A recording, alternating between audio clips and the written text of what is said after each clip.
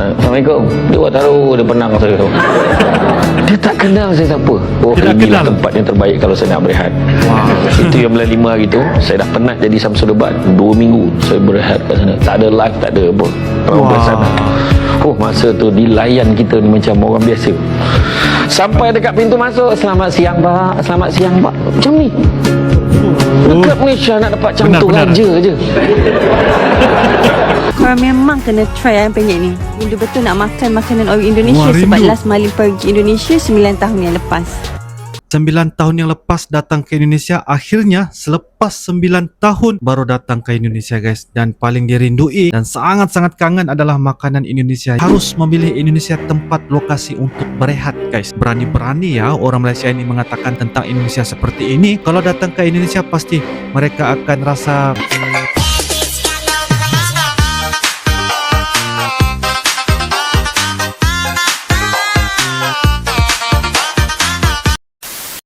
Saya pergi ke Indonesia, saya seronok sangat sampai saya kata inilah tempat kalau saya nak berehat. Sebab di Indonesia tak ada yang kenal aku. Samsul Debat nak naik ke Menara Petronas pun kau ingat senang. Bukan isu security. Isu security nak ambil gambar. Ambil. Tak kisah pun. Tak maksud saya, jap gambar. Dekat Singapura saya turun. Ustaz TikTok dia panggil aku. Ustaz TikTok. Tak, bila tengok tempat orang pun saya tahu. Saya sampai dekat Indon, dekat lapangan terbang Soekarno-Hatta. Saya buka ni man.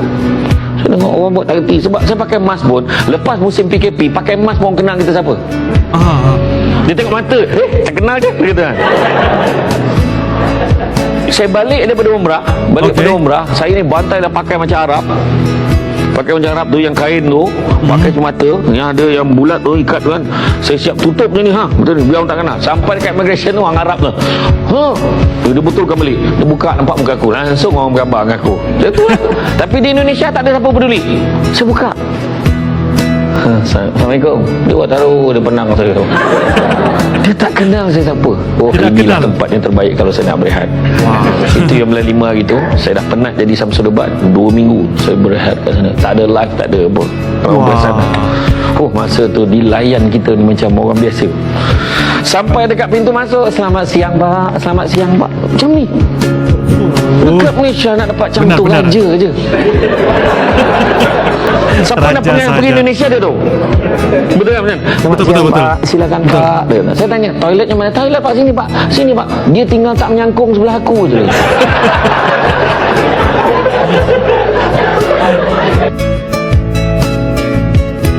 Apa yang dikatakan oleh Ustaz Samsul Debat ini guys ya, pasti beliau mempunyai pengalaman dan juga hal-hal yang sangat menarik ketika berada di Indonesia selama 14 hari ya, ataupun 2 minggu. Dan apa yang dikatakan oleh Ustaz sebentar tadi memang sangat tepat, karena orang Indonesia yang begitu sangat ramah dan begitu sangat menghormati, menyantuni dan menganggap Dila ini sebagai seorang ahli keluarga lah, dengan cara selamat siang Pak, dengan tangan macam ni guys.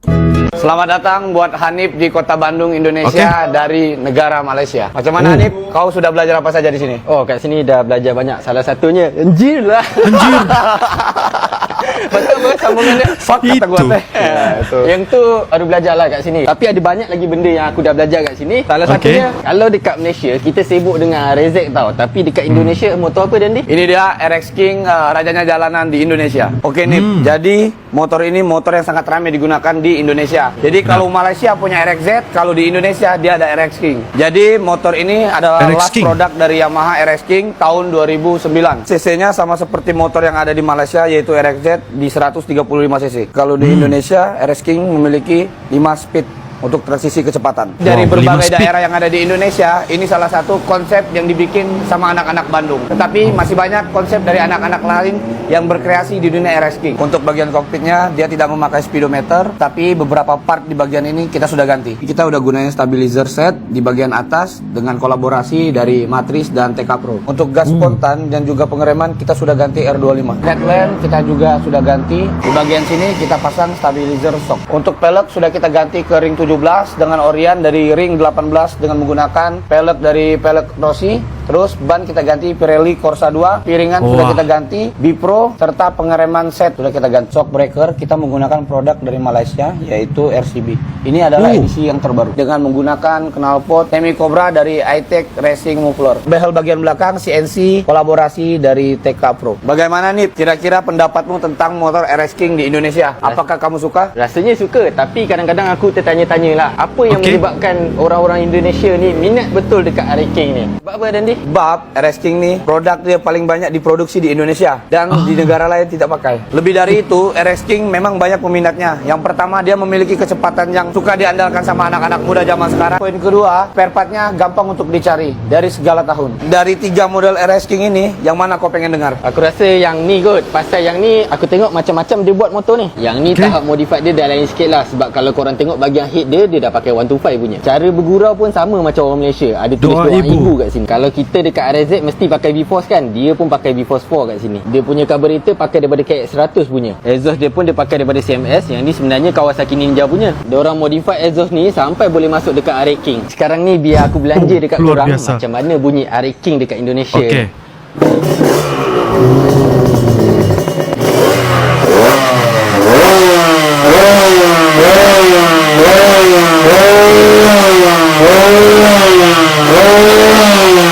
Inilah dia King of Indonesia. Kalau dekat King Malaysia of kita Indonesia. Timur dengan RZ, dekat sini ada RX King. Ini adalah raja jalanan dekat sini. Korang boleh like, follow, komen dengan share. InsyaAllah lepas ni kita cari lagi motor-motor lain untuk kita review dekat Indonesia ni. Okey, siap. Yelah. Kaget ya kalau ternyata brand outdoor Indonesia yang satu ini paling terkenal dan disukai sama warga Malaysia loh. Beberapa waktu lalu saat saya bawa tamu dari Malaysia ngetrip ke daerah Lubuk Banggai, ada hal unik nih yang jujur saya juga baru tahu. Nah, setelah saya trip itu saya menawarkan ke mereka buat belanja ke tempat oleh-oleh buat dibawa pulang ke Malaysia. Tapi ternyata mereka itu nggak mau, justru lebih memilih buat hunting toko oleh-oleh lain yang sudah mereka nantikan dari saat mereka di Malaysia. Dan kalian tahu apa yang mereka mau beli? Mereka lebih memilih belanja di toko Eiger, guys. Awalnya agak kaget gitu. Kenapa mereka lebih memilih ke sana? Tapi pas mereka jelasin kalau brand outdoor Eiger itu sudah sangat terkenal di Malaysia sebagai salah satu brand outdoor yang punya banyak desain keren tapi harganya terjangkau. Jujur agak kaget juga sih kalau ternyata mereka lebih pede pakai brand Eiger ini saat dibawa traveling di Indonesia maupun di Malaysia. Alhamdulillah hari ini saya sampai ke Indonesia di Padang, Bukit Tinggi. Okey, di Padang, Dan Bukit di Tinggi. belakang saya airport Minangkabau. Saya akan berwisata selama 4 hari 3 malam di Bukit Tinggi dan juga Padang, insya-Allah, untuk melihat view di Padang dan juga Bukit Tinggi yang dikatakan ramai orang sangat cantik dan memukau dengan aura yang positif, insya-Allah. Dan saya akan sharekan cerita-cerita di Padang Bukit Tinggi selama saya berlancung ke sini, insya-Allah. Terima kasih. Siap. Package RM1,000 pun dah boleh pergi overseas. Kali ni Malin akan bawa korang pergi salah satu tempat yang best dekat Indonesia. Di mana? Istilah Medan. Medan ni adalah bandar ketiga terbesar di Indonesia dan terletak di bahagian utara Sumatera. Trip kali ni kami pergi bertiga dan kami ambil tour agent. Biasanya dekat Indonesia ni tempat tarikan dia jauh-jauh, sebab tu kita kena ambil supir untuk memudahkan urusan perjalanan kita. Ya, benar-benar. Kami melawat Masjid Raya Medan, iaitu salah satu masjid yang tertua di kota Medan. Next kita pergi melawat Istana Maimun yang dibina pada tahun 1888. So, kami melawat istana ni, ada event dekat situ, so dapatlah tengok mereka pakai pakaian diraja masa Kesultanan Delhi. Sebenarnya ni lah ultimate goal kita datang Indonesia, makan ayam penyet. Allah, sedap betul ayam penyet dekat sini. Korang memang kena try ayam penyet ni. Rindu betul nak makan makanan orang Indonesia. Sebab last Malin pergi Indonesia 9 tahun yang lepas. 9 tahun yang lepas datang ke Indonesia, akhirnya selepas 9 tahun baru datang ke Indonesia, guys. Dan paling dirindui dan sangat-sangat kangen adalah makanan Indonesia, iaitu makanan nasi ayam penyet. Sedap, guys, ya. Jadi ini membuatkan juga kita melihat selera dan juga cita rasa orang Malaysia itu harus wajib mencoba makanan Indonesia. Wow. Sebelum ni Malin dah pergi Jakarta, Yogyakarta, Bandung dan juga Padang. Dan kita tak akan pernah bosan datang Indonesia sebab dia tidak pernah bosan datang ke Indonesia, guys. Ini adalah ungkapan dari orang Malaysia, tidak pernah bosan datang ke Indonesia. banyak sangat tempat-tempat yang best. Dan orang-orang yang baik, makanan sedap, murah pun murah. Untuk siapa-siapa yang belum pernah sampai Medan, nanti Malin akan share dengan korang tempat yang best untuk korang lawati dekat Medan. Aku yakin banyak orang Malaysia tak tahu lokasi seterusnya aku pergi ni, iaitu desa Desa Penglipuran, desa ketiga terbersih di dunia, Penglipuran? terletak di Bali. Oh, di Entry Bali. fee dia adalah RM25,000 untuk lokal dan RM50,000 untuk warga asing. Okey. Tapi bila aku sampai tu dia ingat aku orang lokal, dia charge aku Oh. RM25,000. Aku beredo aja lebih. So bila dah bayar tiket, aku masuk dan aku macam amazed. Memang bersih gila, babe. Ui. Orang menyapu non-stop bunyi. Pusek, Oh. pusek. Bunyi tak henti-henti. Jadi Desa Penglipuran ni mendapat sokongan kerajaan Indonesia sebagai salah satu lokasi untuk dilawati sebagai lokasi pelancongan. Baik. So korang boleh mengamati dia punya seni bina dan korang boleh menghayati dia punya kebersihan. Memang bersih gila. Okay? So take Bersih. your time, pusing-pusing dekat sini. Berbaloi untuk korang pergi. Dia agak jauh lah, berada di kaki bukit. Dan Baik, ini baik. sangat jauh daripada kota. Lebih kurang dalam sejam something tu lah. Kan? Oh. Tapi bila dah sampai tu, kita dapat perspektif yang berbeza. Kan? Selalu kita tengok pantai je kan. Kali kita tengok kampung pula. Ya, benar juga ya. Kali ini di kampung. Kenapa Indonesia ini penting kepada kita? Satu, dia jiran kita. Okey. Kedua ialah dia negara keempat paling ramai di dunia. Ketiga ialah negara majoriti Muslim, negara Islam yang Islam paling yang terbesar. besar di dunia. Mhm. Demokrasi kedua terbesar di dunia selepas India. Pas India ya. Okey. Diaspora yang ramai di Malaysia. Diaspora yang ramai di Malaysia 2 juta, mungkin 3 juta. Tengok data apa yang kita pakai, berjuta-juta lah orang Indonesia yang ada di Malaysia ini.